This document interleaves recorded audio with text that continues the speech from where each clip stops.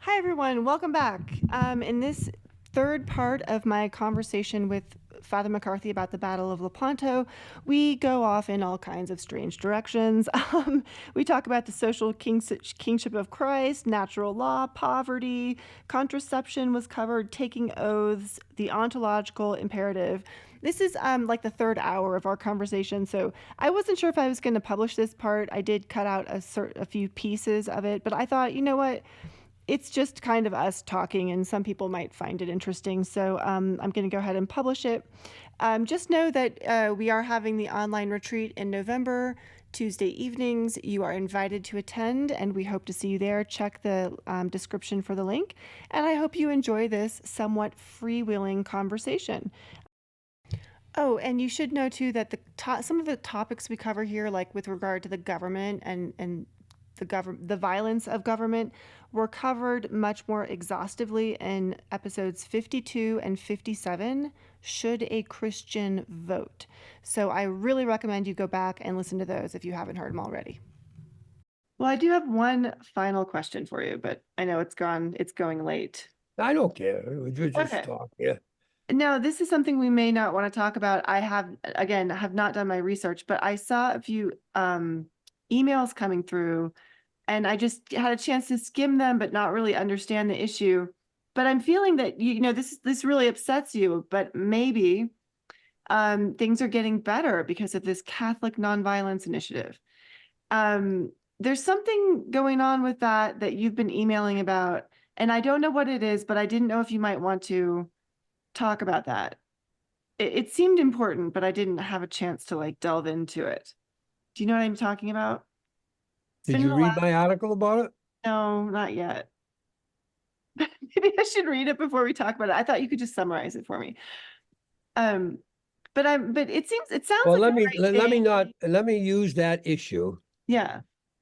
because that issue represents a general problem. So let me talk about the general problem Okay. If you're instead up of for it. but the general problem is what's exemplified in it is that the term Christian nonviolence, gospel nonviolence Mhm. has been usurped and made erroneous in most minds of Catholics and so forth by refusing to name forms of violence that are very clearly forms of violence, and saying they're nonviolence. Hmm. The extremes of this were back there in, I think, 1975, when Pax Christi gave their Man of the Year Nonviolent Peace Award to Aristide in Haiti, who was a murderer, who was burning people in rubber tires. But that's not what the media was saying up here, right? Mm. But that's what I know from people, doctors and nurses that were working in Haiti at the time. And and another example, more readily available, is using the violence of government to force people to do things. Oh, okay. Yeah. Yeah. So in like what example of that could you provide? Well, Like they'll call something that the government does to be like Christian charity when it's not. no, they'll actually work to get the government to be on their side to force their form of the resolution of the issue onto people. Oh, interesting. Okay. So, oh God, what I'm going to forget his name. Um, I gave a retreat down at down in Americus, Georgia, at School of the Americas. the people that build the houses there. What do they call the Oh, people? Habitat for Humanity. Habitat for Humanities, right? Habitat for Humanities. And I stayed with the man and woman, the husband and wife, that founded it. Oh, yeah, that farm down there. Yeah, now Yeah. they were originally Hanoia part of Farm? Koinonia Farm with Clarence Jordan. Okay, yeah. That's where they came from. Okay. Then they didn't break away from it as much as they set this up and then gave their full time to Habitat, you know? But anyway, geez, I wish I could remember his name. Anyway, because he gave the homily at Clarence Jordan's funeral, you know? Oh, okay. Anyway, we were there sitting at the table one night, and I said to him, I never remember Clarence meeting or talking with Martin Luther King or talking about him. Mm-hmm. And he said, yeah, geez, it'd be better if I had his name. You can get his name on the thing there. Yeah, I'm looking for it. Habitat for Humanity's founder. Uh, he said, yeah, they met once. They met once. And he said, King had a King had a nonviolent demonstration in Albany, Georgia, which is only a little distance from Is it Millard Queen Fuller? Farms, from Is, Americas, you know. is it Millard Fuller? Millard Fuller is the name. Okay. It's Millard and his wife. Okay, so Millard says to me, he said, King and Jordan met only once when King was in Albany, Georgia, for nonviolence demonstrations and so forth. And he said, we met. And he said, we talked. At the end of our talk, he said, I just said to him, and remember, Clarence Jordan had a doctorate in Greek, and he was a farmer, and so this is not an uneducated man. But he was really straight on the nonviolence and really straight on racism, and suffered a lot because of it, huh? Mm-hmm. But stayed with it all his life, huh? He said at the end, and this is what Millard told me, at the end of the conversation, Clarence said to Martin Luther King, there are people of great violence, there are people of little violence, and there are people of nonviolence. You are a person of little violence. He said that to Martin Luther King Jr. Why didn't he qualify for being a person of nonviolence? Because he was using his demonstrations to get the police power of the state in back of his understanding of how things should be. Okay. He was using coercion instead of conversion. Oh, coercion instead. I like that. I've never heard that before. And he was calling coercion conversion when it happened. Oh, because he was trying to get certain laws passed, basically. So again, you guys, if you're listening, go back and listen to episodes 52 and 57. We kind of talk about this. Okay, so this is sort of like, so Millard Fuller was more of like, what would you say, like Christian anarchist? No. Millard Fuller was a lawyer. Oh, this is Clarence Jordan. He was with Jordan for decades as Okay. his maid helper and everything. That's how he knows this stuff.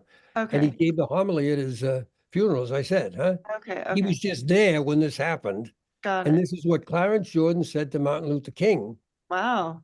And of course, in the beginning, at the Montgomery and so forth and so on, the bus thing, huh? It was straight nonviolence. You just didn't ride the bus. Mm-hmm. And they had people pick other people up, and they made their way to work and so forth. And the bus companies finally, okay, we'll integrate the bus. Yeah.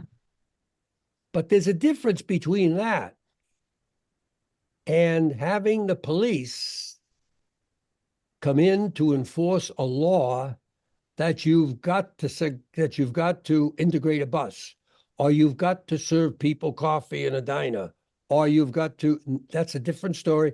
And coercion in no way implies conversion. And the reality of the gospel and eternal salvation is via conversion to the mind and the heart of Christ. Not Which is not racist, of course, but which is not violent. and Yeah. which doesn't, fine. Jesus does not use a little violence to get done what he wants, Mm-hmm. because violence is of the kingdom of Satan. Violence is Satan's to use. Mm-hmm. And if you think about it, all the wars, all of all the people who are engaged in massive, major league political power across the centuries, all do the harm they do because they got to use a little violence to get done what they want to get done for the majority. Mm-hmm. That's not what Jesus teaches. Right. That's not what Jesus teaches at all. You know, and it's interesting. People like Jesse Jackson and Young and so forth, who were with King, when King died,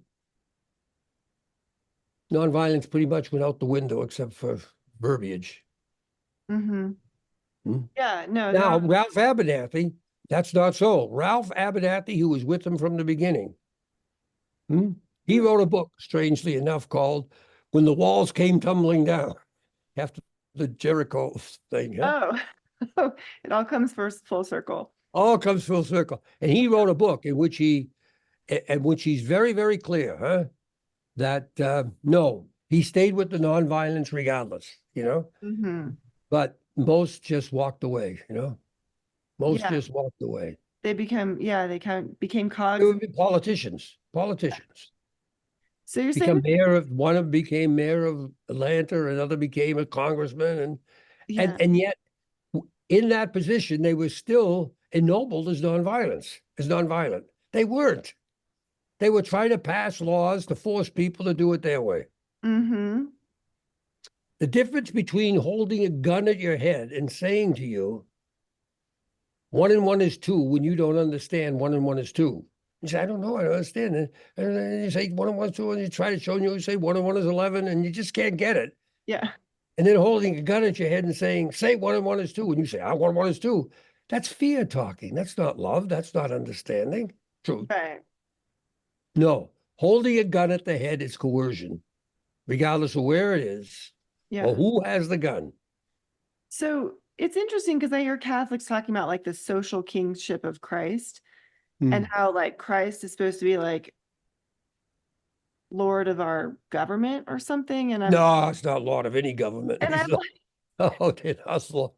so it's like they want this ideal future where like all the governments are Catholic, and then they think back to the monarchies and they're like, this was that ideal time. And I'm like, this is just something just doesn't fit here. It doesn't fit all. It's what it was once called was Christendom. Christendom, yeah. And there are still people out there, Opus Dei being an example of it, Hmm. who want to infiltrate government to get the power to do this or to do that. Yeah. And I have given dozens of talks on the fact that the folly of the Catholic or Christian anti-abortion movement trying to pass laws. Mm. Yeah. Whatever they I are, know a woman who, when Trump was going to be, she thought Trump was going to be reelected the last time. What was that, like 2020? What year are we in? 2020. She was so afraid. She literally went out and got she was like 35 years old, and she went out and got a hysterectomy because she was so afraid that she was not going to be able to have an abortion if she got pregnant. And I'm like, these people are like terrified. I mean, I'm not pro life. I mean, I'm not pro choice, obviously, but yeah. And then it's just this big squabble over every election over this that's issue. kind of like Battle of Ponto or Jericho, preventive violence, preemptive violence. Hmm. Yeah, I don't know if it's ever going to happen. I don't know, but it Yeah. might, and never in my mind, I'll use violence. Yeah. Now, I think it's interesting. Of course, you can't put a hysterectomy on the same level as abortion. It's not, huh? The No, intention, I guess my point was that she was terrified. Like, you're yeah, not going to convert that woman to pro-life by like she's terrified of this, of obviously having a child and without being wanting one or something. And that is not like, you're not going to convert her by passing a law. Is what I'm agreeing with you on that.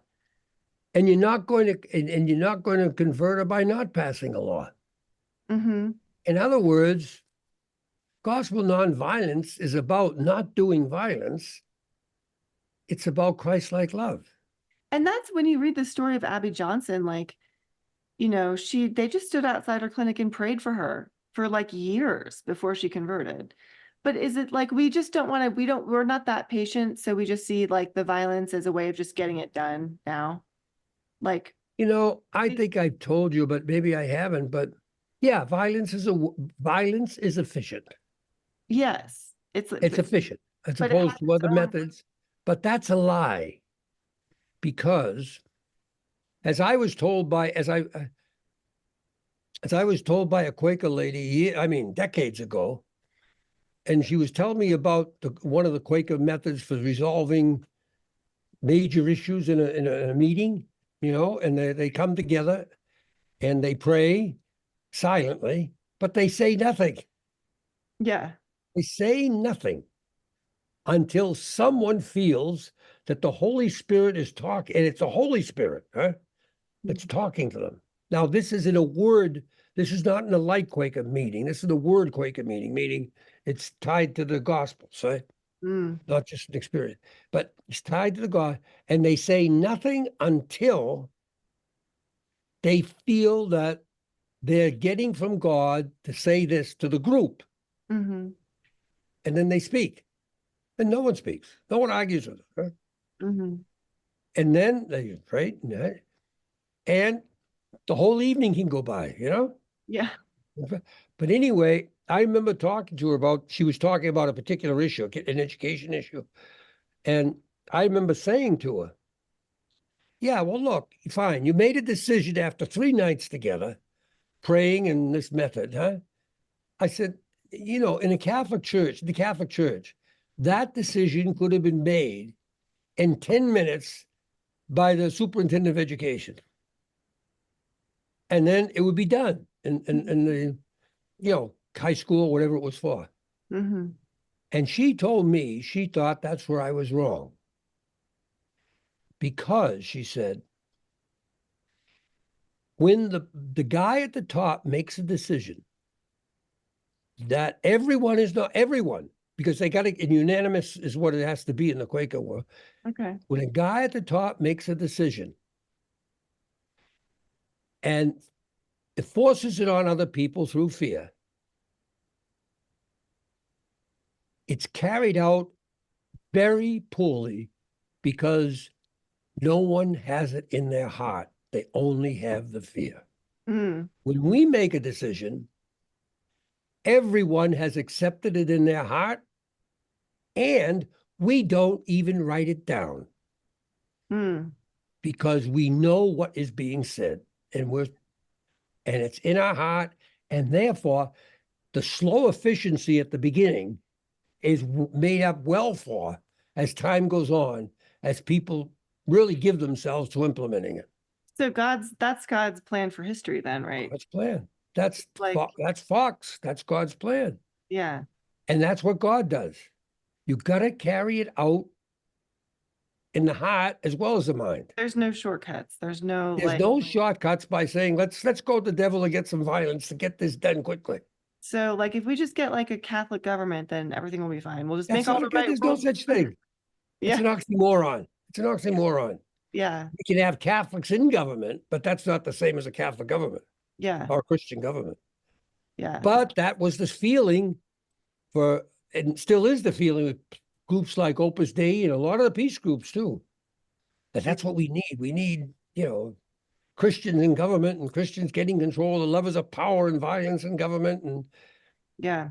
I will no, say, I think we need Christians in Hollywood and in the arts. Like, I do support that, but because that's a way of influencing people, but that's different than like being making laws. right. Now Christians in government is Christians in an institution that is created to coerce people into decisions to get order.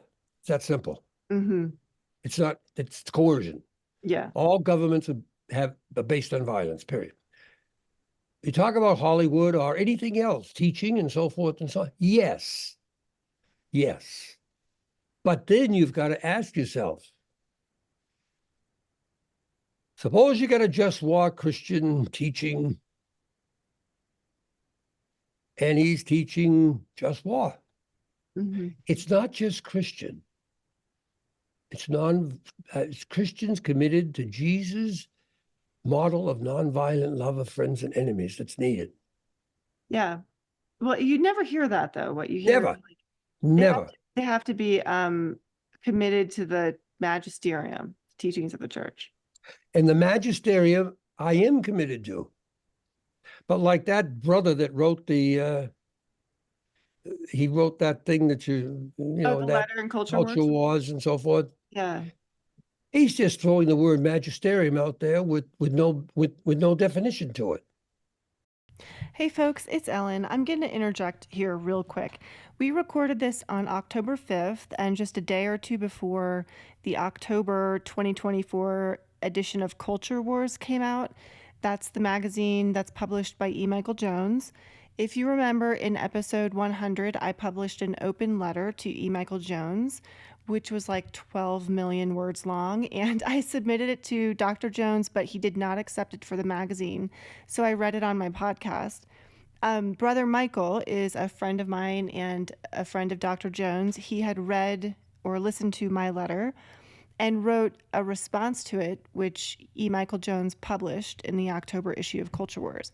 And Dr. Jones was very kind in inviting me to give me the chance to respond to Brother Michael with his response on my original essay. So that's what we're talking about here. I had sent that to Father McCarthy. Basically, in the October issue of Culture Wars, you could find a letter that was a response to my letter from Brother Michael, and then you could also read my response to Brother Michael. So that's what we're talking about here, and that's what Father McCarthy is referring to. Magisterium is the church teaching that is dogmatically infallible. See, it's like people Magisterium, think it's the entire catechism.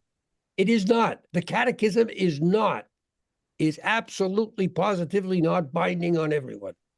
Absolutely not. Are you sure about The that? the Everyone thinks it's example would the be entire. nonviolence. What? The example would be just war theory, all kinds of other things. Right, No, right. it's Yeah. not binding. And no one ever said it was. They just say, here's the general idea of what Catholicism is.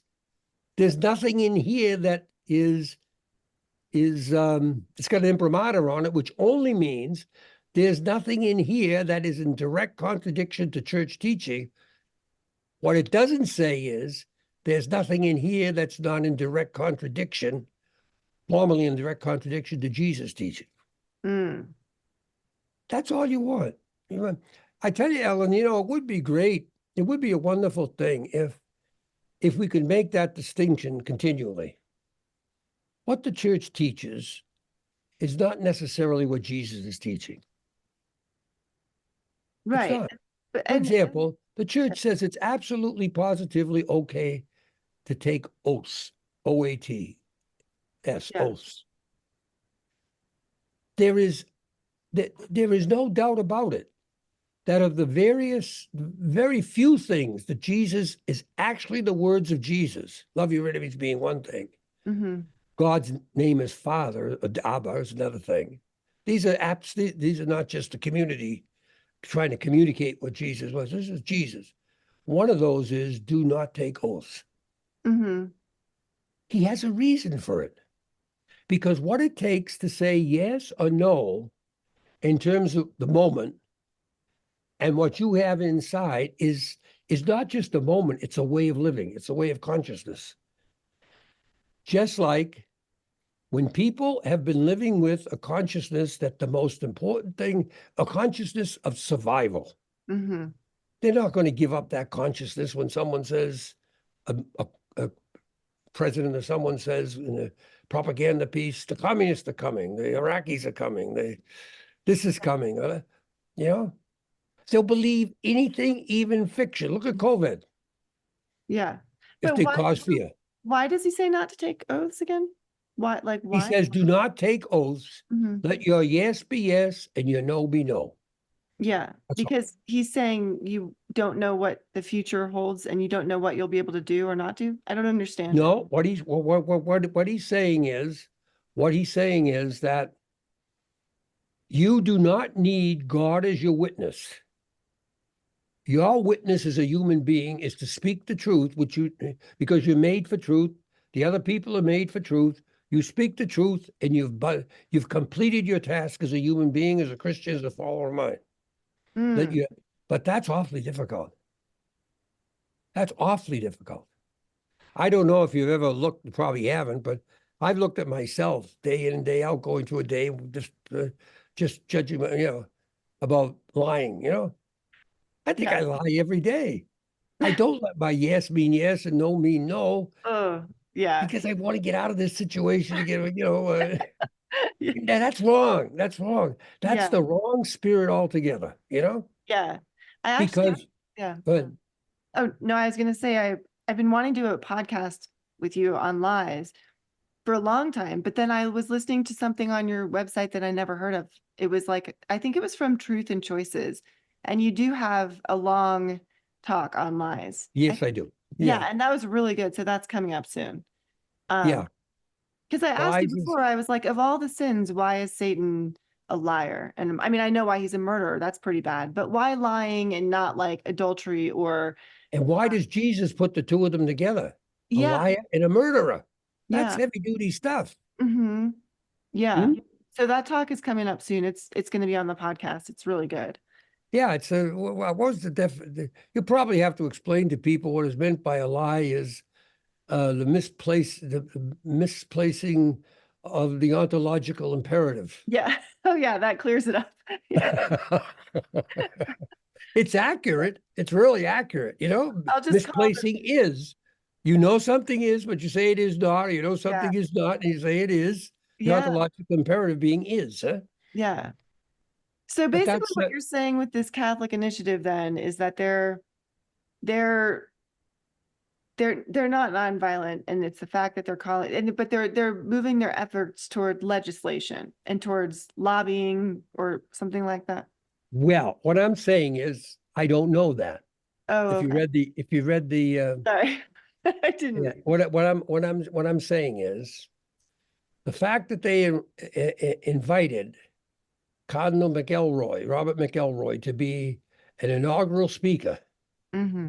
at their creation is a bad sign, a bad omen. I put it in the thing because McElroy is straight, outright, just warist. He's also the Cardinal Archbishop of the largest, the diocese with the largest naval military base in the world, San Diego. Mm. And he deals with all of that. And that they got him because one time way back he said something about being against nuclear weapons, and they're making him nonviolent. Oh, now he's nonviolent because I he. well, I that's that if they're setting up a nonviolent institute Oh, and he's yeah. being asked as an initial speaker, then what they're going to do is they're going to change the definition of nonviolence, as you will see in the article that you can post it if you want. I will. I will. I will. Maybe can you read it out loud and I could read it out loud. give Yes, me it's a like an short article. audio file? It's a short article. It's a Okay. one-page thing that Okay. was meant to be that because I didn't want to throw cold water on something that's just starting. Yeah. That sort of business there. But I wanted to offer a warning. It's a This caution. doesn't look like you're going down the right road here. I got it. Yeah. And when I went to Parks Christi to its founding in 1972 in Manhattan College in New York, huh? And and uh, and I refused to vote for a charter that included just war in it. And 39 others did, including Dorothy Day and Dorothy Day, everyone. she voted for it She voted for it. Yeah, and so did Eileen Egan, and so did Gordon Zahn, and so did Bishop Dozier, and Tom Gubbleton. They all did. because they thought that what do you mean it Because included Gordon Zahn had convinced them that Parks Christi International would never accept the charter from Parks Christi USA that excluded completely just war.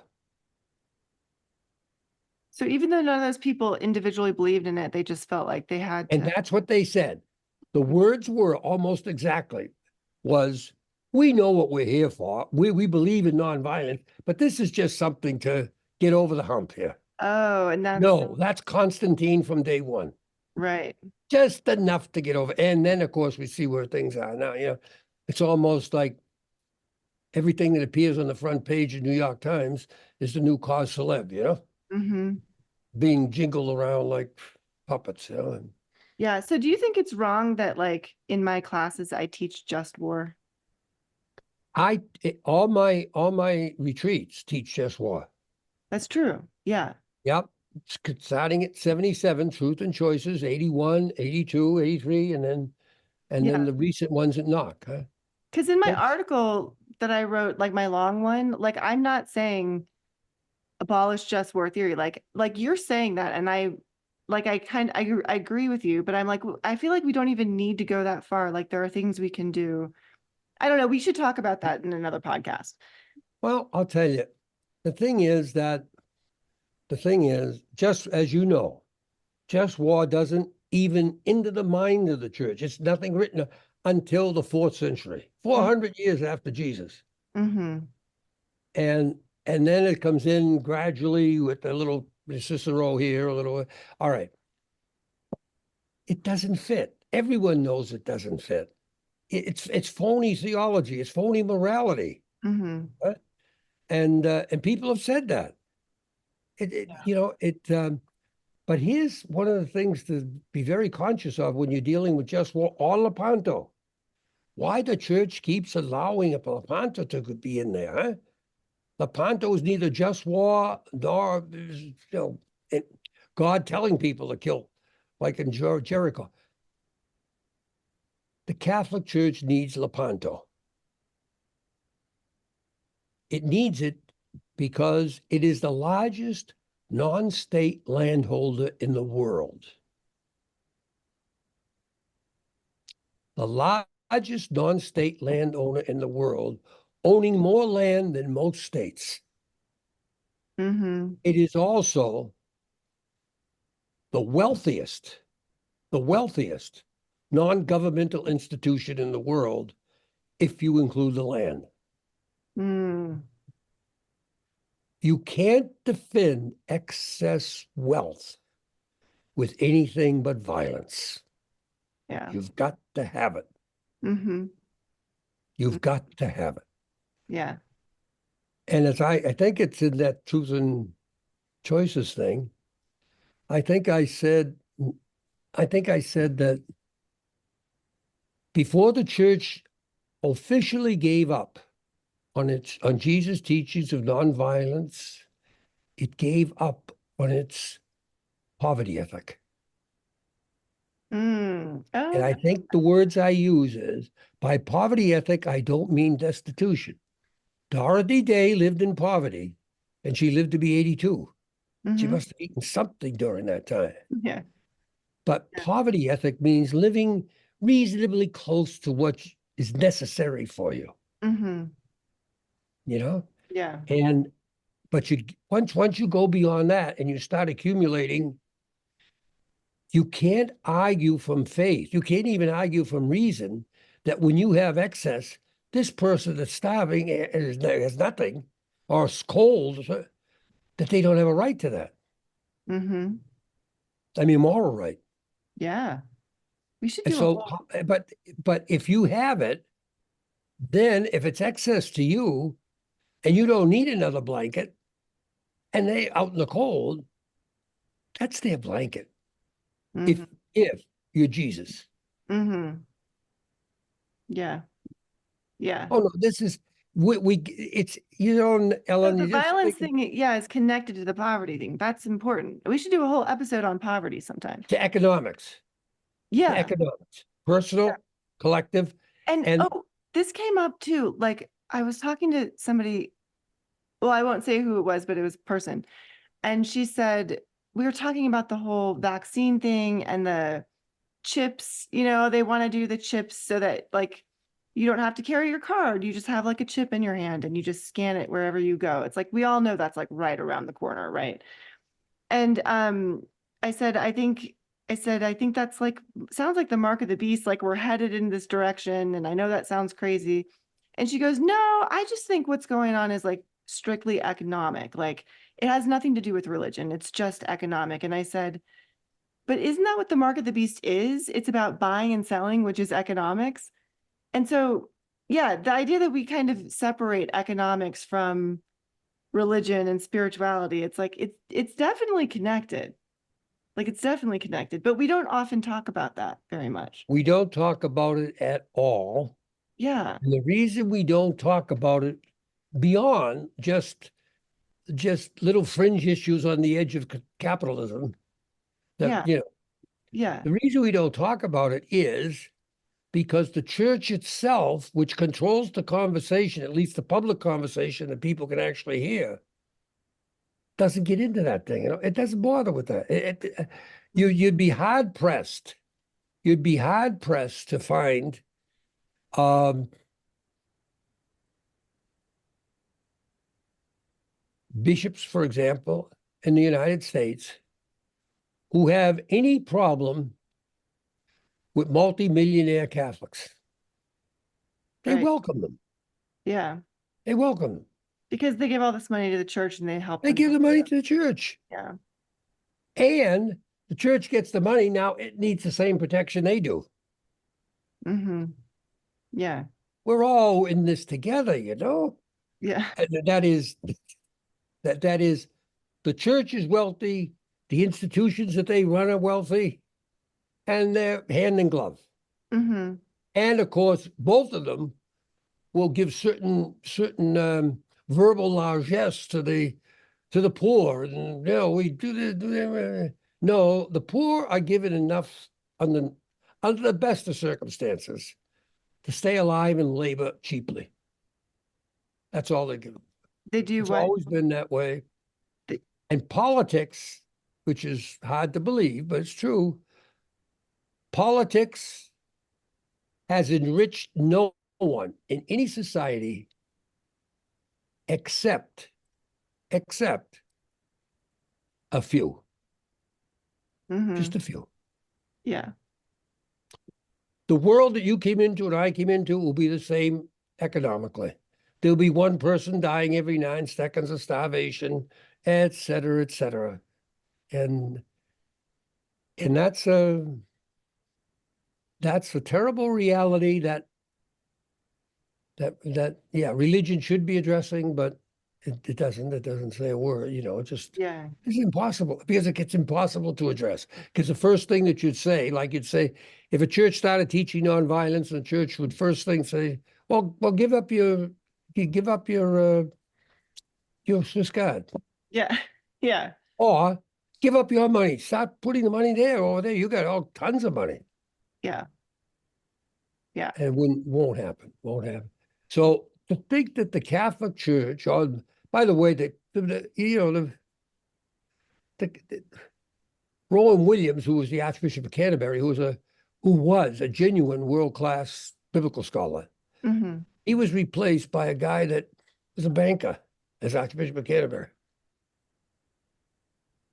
And so it's important to the church functions not all decisions are ultimately economic decisions in the church.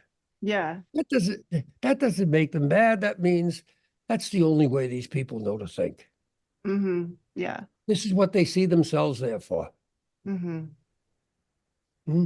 I don't know. We go on about that, but this is all about what the church isn't, as opposed to what Jesus is and Yeah. what it should be in terms of Jesus as the revealer of God and people desperately needing to know God. Right. And they're not going to know God by reading books. They're going to know God just the way the Romans found God. They saw the Christians living the Christian life, and they Mm-hmm. said, there goes the glory of God. Mm-hmm. Oh, look at them in the Colosseum. They're dying rather than, and they don't have, and they believe in afterlife, and they believe God's going to take care and be God's life. Yeah. And the children are dying. How could that be? It's that. Yeah. Probably not Mm. going to convert anyone when you're like jumping on their boat to kill them while holding a rosary. Like it's probably not going to work. I would say that I would say that the chances of that are yeah, the chances of that are maybe if you got the dagger to the guy's throat, he'll say, I'll become a Christian. Yeah. Yeah. And that's happened all over the world for centuries, at least since the time of the fourth century. People have been converted by the dagger and the sword. Yeah. Whole societies. Hmm. But see what you get when you get to that? You get whole societies that know nothing about Jesus, have not gone through the catechumenate, have not done anything that was done in the early church to open up God to people. Yeah. They just chose out of fear that they didn't. The Mm. king would do this to them. Yeah. Can't happen that way. No, it's just I don't think there's I don't know. I remember that guy I told you about earlier on, the scripture scholar Bill Daly at BC. Yeah. Yeah, Bill said to me once, he said, because he was tied in with the bishops and their scholarly work in scripture and advising them and talking to them. Not him alone, but others. But he was on the committees. And he said he was convinced that since 1975, he gave me the date. He said since 1975, there's no way that any United States bishop could not have been aware that the Jesus of the gospel is nonviolent. They have to have been. Well, we told them and laid out there and everything else. So I said to him, Bill, I said, so why do you think the situation is as it is? And Hmm. none of them are saying anything about it or doing anything about it. Are Yeah. just going along like nothing. They know nothing, you know? And he said, as far as I can tell from my experience, there's only one reason. They fear that if they say that out loud, not as an understanding, but as an obligation, that Jesus is, and we got to do this, they'll tear the church apart, It'll tear the church apart. Yeah. meaning people will leave. People, yeah, yeah. And droves. Yeah. There would be a schism, is what they call it, Yeah, right? really a big heretical. Yeah, the whole thing. They just Yeah. wouldn't stay. Yeah. Eh? I don't know. It's just these are long conversations Yeah. that serve purposes and are not meant to upset people's consciousnesses or anything, but I tend to stay away from them just because I see my vocation as bringing the nonviolence back into the church somehow, and Yeah. whatever They're all small way kind it's of going to happen. tangentially related. We could do a podcast on all of them. But I think my brain is like full now and I can't process all of it. You can't, Yeah. but you got a good brain. You could go for another 5 hours.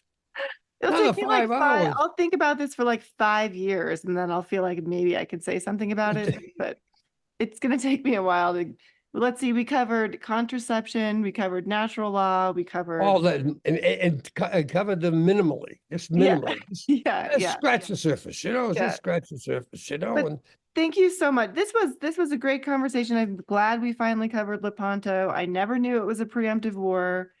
I never knew that they were like jumping onto each other's ships to strangle each other and everything. Like, oh God, yeah. yeah, And think about it, which no one thinks about. And you could be used this as part of the Lepanto thing. When you're fighting infantry battles and you're fighting them on and you're fighting them on and you're fighting them on floating logs or wood or whatever it is, eh? But when you're fighting infantry battles of any kind, you're seeing the person face to face. You are doing this is not an atomic bomb exploding, a bombs just that. No, you are gouging out their eyes. You're tearing out their mouth. You're sticking a dagger in their throat, et cetera, et cetera. You're yeah, seeing the agony, or vice versa. How you yeah, feeling? yeah, This is a different kind of thing than the antiseptic kind of war that we have basically now. yeah. You know, It's like machines doing it now. It's like, it's like machines doing it now. Even when you're on the front lines, the machine guns and the local, And the drones and yeah. there's very little hand-to-hand combat. Yeah. Okay. And so these people are being killed by God knows what, daily in Gaza. They're all being killed by people who are not seeing face to face what they're doing. Mm-hmm.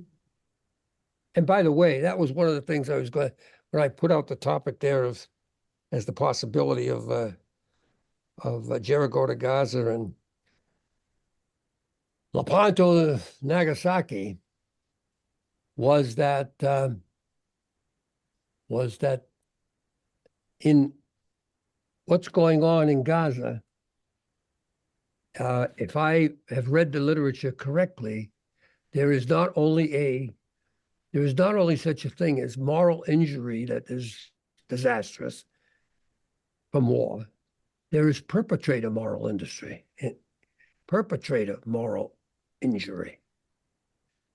What's that? That is, if you think you've initiated the evil, but you now see as evil. Oh. That's different than if you're responding. If you think you respond, you still may have some terrible thoughts if what you're doing is spraying people with a machine gun and you see you kill children and so forth. But if you're the person that perpetrates it, it has a kind of deeper, terrible effect. Mm-hmm. And I wonder, I can't imagine how Israeli society comes back from this, because the whole society's involved. Right. Because you know from moral injury, everything from anxiety to suicide becomes a daily part of life. Right. And you don't go back to your families and then say, "Oh, hi, nice." Yeah, it's like it doesn't go back to normal ever. Yeah. No, and Yeah. I wonder what's going to happen. It's Mm-hmm. if it's anyway. I've thought of writing about that, but then I thought no one's going to pay any attention. What? We all pay attention. We all open your emails, except for those two. Except you on this one right here. You do. Two. Except the I last usually two. There you go. I go back and I binge them all together. Oh, yeah, I read them all at once. Yeah. Okay, Ellen, I can see you want to go to bed and you I'm want to. definitely timed for me to turn in, but thank you so much for your time. It's And only been 3 hours and a half. oh my, this is one of our shorter podcasts. This is one of our shorter podcasts. Next time we should start earlier so we can yeah, we'll make it all day, do it justice. Yeah. Thank you, Charlie. Okay, good night, Ellen. Good night. Bye.